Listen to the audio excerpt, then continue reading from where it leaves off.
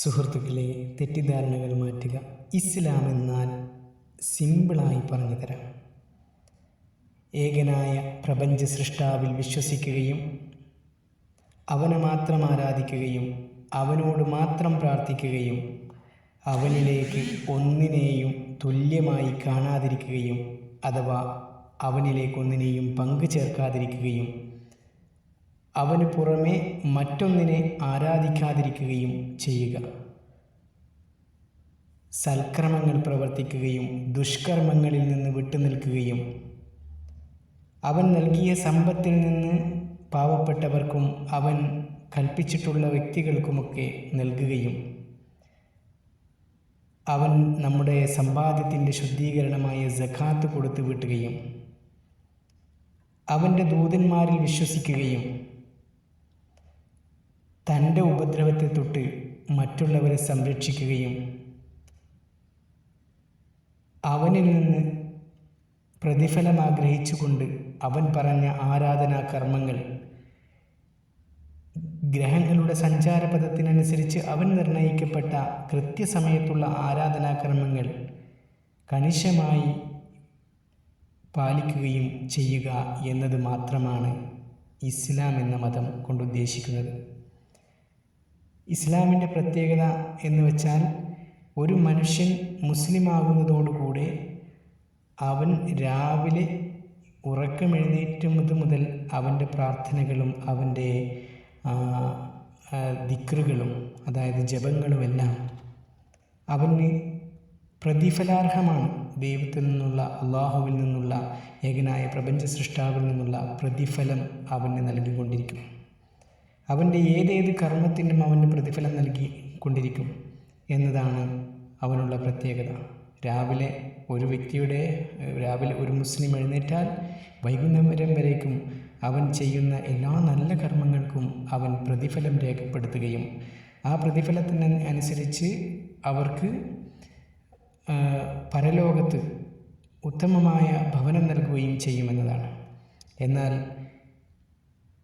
നമ്മുടെ ഓരോ കർമ്മങ്ങളും നിർണയിക്കപ്പെട്ടിട്ടുള്ളത്, നമ്മുടെ ഓരോ ചലനങ്ങളും നിർണയിക്കപ്പെട്ടിട്ടുള്ളത് മുകളിൽ കാണുന്ന ഗ്രഹങ്ങളും നക്ഷത്രങ്ങളും ഗാലക്സികളും എല്ലാം ഉണ്ടല്ലോ, അവയെല്ലാം ഒരു ക്ലോക്കിലെ സൂചികൾ എന്ന പോലെ കൃത്യപാതയിൽ സമയത്തിൽ അത് സഞ്ചരിച്ചു കൊണ്ടിരിക്കുന്നു.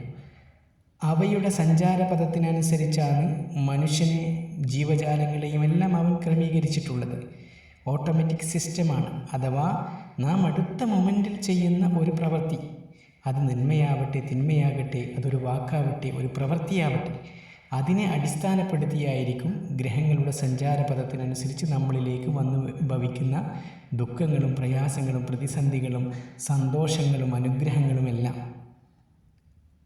അതായത് നാം ഒരു സൽക്രമം ചെയ്താൽ നമ്മളിലേക്ക് സൽക്രമം വരും, നാം ഒരു തിന്മ ചെയ്താൽ ആ ഒരു തിന്മ നമ്മളിലേക്ക് വരും. പക്ഷേ ഇതിനിടയിലുള്ള കാലതാമസം എല്ലാം ഉണ്ടായിരിക്കും. അതായത് ഗ്രഹങ്ങളുടെ സഞ്ചാരപഥത്തിനാണ് ഇത് നിർണ്ണയിക്കപ്പെട്ടിട്ടുള്ളത് എന്ന് നമ്മൾ പറഞ്ഞു. അപ്പോൾ നമ്മൾ പെട്ടെന്ന് പ്രാർത്ഥിച്ചാൽ ചിലപ്പോൾ കിട്ടണമെന്നില്ല. അത് താങ്കൾക്ക് ആവശ്യമാണോ ആവശ്യമല്ലേ എന്നത് അടിസ്ഥാനമാക്കി താങ്കളിലേക്ക് വരും. നാം പെട്ടെന്നൊരു തെറ്റ് ചെയ്താൽ നമ്മളെ പെട്ടെന്ന് ശിക്ഷിക്കുന്നില്ല. കാരണം നാം പാപമോചനം തേടുന്നുണ്ടോ തേടുന്നില്ലേ എന്നതിനെ അടിസ്ഥാനപ്പെടുത്തിയായിരിക്കും അത് നമ്മളിലേക്ക് തിരിച്ചു വരിക. ഇതാണ് കൃത്യമായിട്ടുള്ളത്. അതുകൊണ്ട് തന്നെ മനുഷ്യനെ പടച്ച തമ്പുരാനെ അനുസരിച്ച് ജീവിക്കുക എന്നല്ലാതെ യാതൊരു രക്ഷയുമില്ല. നമ്മുടെ ഓരോ കാര്യങ്ങളും നമ്മുടെ തലച്ചോറ് ഉൽപ്പാദിപ്പിക്കുന്ന ഇലക്ട്രോണിക് തരംഗങ്ങൾ വഴി മുകളിൽ കാണുന്ന ഗ്രഹങ്ങളിലും നക്ഷത്രങ്ങളിലുമുള്ള ആത്മാവുകൾ അള്ളാഹു സന്നിവേശിപ്പിച്ചിട്ടുള്ള ഊർജ്ജ സ്രോതസ്സുകൾ വഴി അവനിലേക്ക് എത്തുന്നുണ്ട് ശരവേഗത്തിൽ. അതുകൊണ്ടാണ് നമ്മൾ നല്ല പ്രവർത്തനങ്ങൾ, നല്ല വർത്തമാനങ്ങൾ പറഞ്ഞാലെല്ലാം അതവിടെ സേവായി കൊണ്ടിരിക്കുന്നു. നമ്മളിൽ നിന്ന് ശരവേഗത്തിൽ അവനിലേക്ക് എത്തിക്കൊണ്ടിരിക്കുന്നു. ചിന്താവേഗതയിൽ അതിനുള്ള സാറ്റലൈറ്റുകളാണ് മുകളിൽ കാണുന്നത്. അതുകൊണ്ട് ഈ ഇസ്ലാം എന്ന മതം വളരെ സിമ്പിളാണ്. നേരത്തെ പറഞ്ഞതുപോലെ വിശ്വസിക്കുകയും സൽക്രമങ്ങൾ പ്രവർത്തിക്കുകയും ദുഷ്കർമ്മങ്ങളിൽ നിന്ന് വിട്ടുനിൽക്കുകയും സദാചാരം കൽപ്പിക്കുകയും ദുരാചാരം വെടിയുകയും അവൻ നൽകിയ സമ്പത്തിൽ നിന്ന് പാവപ്പെട്ടവർക്കും വഴിപോക്കർക്കും അനാഥകൾക്കുമെല്ലാം സംരക്ഷണത്തിനും പാവപ്പെട്ടവരുടെ സംരക്ഷണത്തിനും ആവശ്യക്കാർക്കുമെല്ലാം അത് ഉപകാരപ്പെടുത്തുകയും അവനെ മാത്രം ആരാധിക്കുകയും അവനോട് മാത്രം പ്രാർത്ഥിക്കുകയും അവനിൽ നിന്ന് മാത്രം അനുഗ്രഹം പ്രതീക്ഷിക്കുകയും ചെയ്യുക എന്നതാണ്. ഇതാണ് ഇസ്ലാം. മറ്റു ഇസ്ലാമിൻ്റെ പേരിൽ പറഞ്ഞുണ്ടാക്കുന്ന ഭീകരവാദങ്ങളും തീവ്രവാദങ്ങളുമെല്ലാം ഇസ്ലാം എന്ന ഈ സത്യമതത്തെ തകർക്കാൻ വേണ്ടി നിഗൂഢ ശക്തികൾ അത് എക്കാലത്തും മുന്നോട്ട് വന്നിട്ടുണ്ട്. അത് മുസ്ലിം നാമധാരിയായാലും ശരി, ആരായാലും ശരി, അക്രമം ചെയ്യുന്നവരെ പടച്ചവൻ പിടികൂടുക തന്നെ ചെയ്യും. ഇവിടെ ഈ ഭൂമിയിൽ നന്നായി ജീവിച്ചവർക്ക് നല്ലതുണ്ട്. മുസ്ലിമായി കൊണ്ട് നന്നായി ജീവിച്ചവർക്ക് പരലോകത്തുമുണ്ട്, ഇഹലോകത്തുമുണ്ട്. അതുകൊണ്ട് ഈ ഭൂമിയിൽ മാത്രം നന്നായി ജീവിച്ച, ഈ ഭൂമി മാത്രം പ്രതീക്ഷിച്ചാൽ പോരാ. പരലോകം പ്രതീക്ഷിച്ചുകൊണ്ട് ഏകനായ പ്രപഞ്ച സൃഷ്ടാവിൻ്റെ മതം സ്വീകരിച്ചുകൊണ്ട് അവനെ മാത്രം ആരാധിച്ചുകൊണ്ട് ജീവിക്കാൻ, അവൻ്റെ കൽപ്പനകൾ അനുസരിച്ച് ജീവിച്ചാൽ മാത്രമേ, നമ്മുടെ സൽക്രമങ്ങൾ കൊണ്ട് മാത്രമേ നമുക്ക് സ്വർഗത്തിലേക്ക് പോകാൻ പറ്റുകയുള്ളൂ. അതിലുപരി അവൻ്റെ കാരുണ്യവും നമുക്ക് നേടിക്കിട്ടണമെങ്കിൽ അവനെ നമ്മൾ അംഗീകരിക്കുകയും അനുസരിക്കുകയും വേണം എന്നതാണ് ഇസ്ലാം കൊണ്ട് ഉദ്ദേശിക്കുന്നത്. മേൽപ്പറഞ്ഞ കാര്യങ്ങൾ അംഗീകരിക്കുന്നവനെയാണ് മുസ്ലിം എന്ന് പറയുന്നത്. അനുസരണയുള്ളവൻ എന്നാണ് മുസ്ലിം കൊണ്ട് അർത്ഥമാക്കുന്നത്. മനുഷ്യരെ, നിങ്ങൾ എന്തൊരു തിന്മ ചെയ്താലും അത് നിങ്ങളിലേക്ക് പാപമോചനം തേടിയിട്ടില്ലെങ്കിൽ തിരിച്ചു വരും, യാതൊരു സംശയവുമില്ല. ഭീകരപ്രവർത്തനം നടത്തുന്നവരും അതുപോലെ തന്നെ അക്രമം നടത്തുന്നവരും അവരറിഞ്ഞുകൊള്ളുക, നിങ്ങൾ എത്ര മുസ്ലിം നാമധാരിയാണെങ്കിലും, നിങ്ങൾ എത്ര അഹങ്കാരിയാണെങ്കിലും നിങ്ങളെ പിടിക്കും. മുസ്ലിം നാമധാരിയായാലും ശരി, അല്ലാത്തവരായാലും ശരി, അവരെ പിടിക്കുക തന്നെ ചെയ്യും. കാരണം ഇതെല്ലാം പടച്ച റബ്ബിൻ്റെ സൃഷ്ടികളാണ്. ആർക്കും ആരുടെയും മേലിൽ ഒന്നും തന്നെ അതിക്രമം ചെയ്യാനുള്ള അവസരം ഈ ഭൂമിയിൽ ഇസ്ലാം നൽകുന്നില്ല. ഈ ഇസ്ലാമിൻ്റെ സന്ദേശത്തെ ജനങ്ങളിലേക്ക് എത്തുന്നതിനെ ഭയപ്പെടുകയാണ് ആളുകൾ ചെയ്യുന്നത്.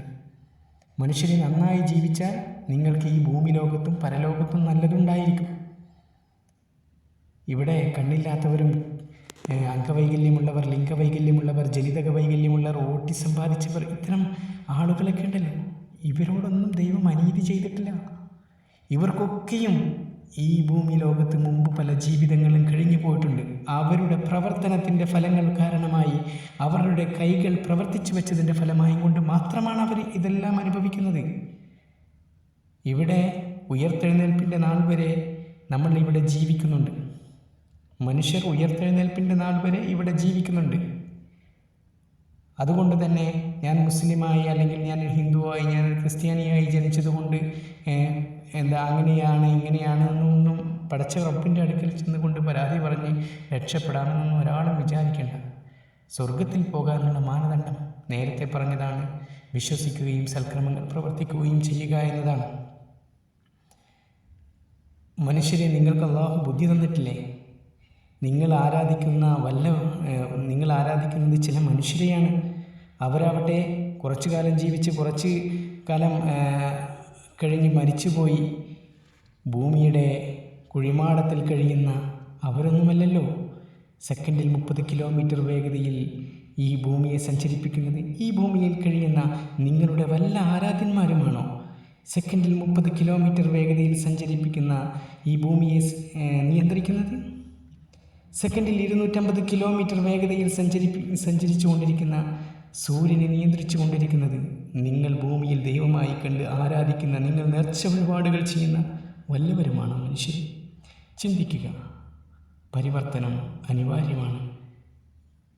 ഒരു സമൂഹത്തിന് വേണ്ടിയല്ല, ഒരു വ്യക്തിക്ക് വേണ്ടിയല്ല, നിങ്ങൾക്ക് വേണ്ടി. നാളെ പരലോകത്ത് പടച്ച റബ്ബിൻ്റെ മുമ്പിൽ നിങ്ങൾ നിർത്തപ്പെടുന്ന ആ ദിവസത്തെ ഓർക്കുക. അവിടെ നിങ്ങൾക്ക് രക്ഷപ്പെടണമെങ്കിൽ, അവിടെ നിങ്ങൾക്ക് സ്വർഗം നിങ്ങൾക്ക് ലഭിക്കണമെങ്കിൽ വിശ്വസിക്കുകയും സൽക്രമങ്ങൾ പ്രവർത്തിക്കുകയും ദുഷ്കർമ്മങ്ങളിൽ നിന്ന് വിട്ടുനിൽക്കുകയും ചെയ്യുക. അല്ലാഹുവിനെ മാത്രം ആരാധിക്കുക, അവനിലേക്ക് ഒന്നിനെയും പങ്കു ചേർക്കാതിരിക്കുക. അൽഹംദുലില്ലാഹ് യാ റബ്ബ് ലക്കൽ ഹംദ് ലക ശുക്ർ.